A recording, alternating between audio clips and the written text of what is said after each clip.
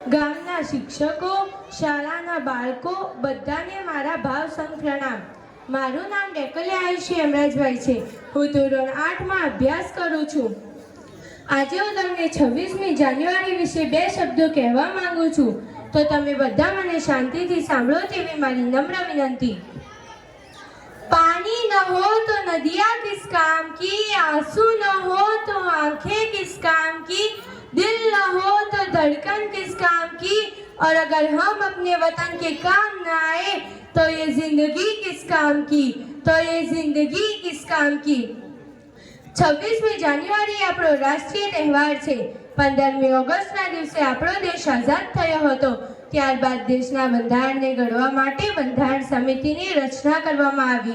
તેના અધ્યક્ષ ડોક્ટર બાબા સાહેબ આંબેડકર હતા અને 26 જાન્યુઆરી 1950ના રોજ આ બંધારણ અમલમાં આવ્યું અને ત્યારથી આપણો ભારત દેશ પ્રજાસત્તાક રાષ્ટ્ર બન્યો અને તેના લીધે આપણે દર વર્ષે આને એક राष्ट्रीय त्यौहार तरीके उजवीए छिए। बलिदानों का सपना जब सच हुआ, देश तभी आजाद हुआ। बलिदानों का सपना जब सच हुआ, देश तभी आजाद हुआ। आज सलाम करो उन वीरों को जिनकी शहादत से भारत गणतंत्र हुआ, जिनकी शहादत से भारत गणतंत्र हुआ।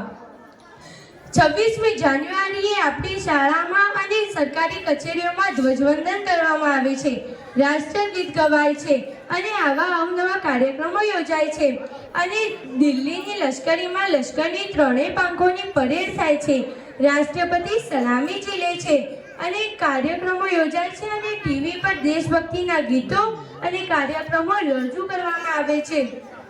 આમ प्रजासत्ताक दिन राष्ट्रीय भावना ने प्रेरणा आपतो त्यौहार गणाय छे। इस तिरंगे की शान को इन्हें बढ़ाना आता है, इस तिरंगे की शान